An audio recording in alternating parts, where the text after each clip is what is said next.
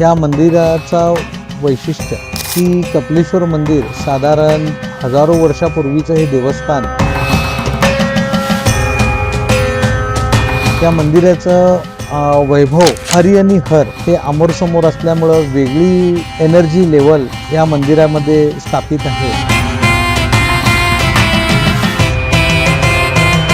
आमच्या बेळगावच्या पंचक्रोशीमध्ये एक वैशिष्ट्य असं आहे की परंपरा आहे जी उत्तर काशीमध्ये जाऊन आल्या किंवा 12 ज्योतिर्लिंग किंवा चारधाम यात्रा करून आल्यानंतर या बेळगावातील पंचक्रोशीतील लोक जोपर्यंत कपिलेश्वराचं येऊन दर्शन आणि पाठीमागं कपिलेश्वर तीर्थ आहे त्यामध्ये स्नान करून त्या कपिलेश्वर मंदिराचं दर्शन घेत नाही तोपर्यंत त्यांची यात्रा ही संपन्न होत नाही.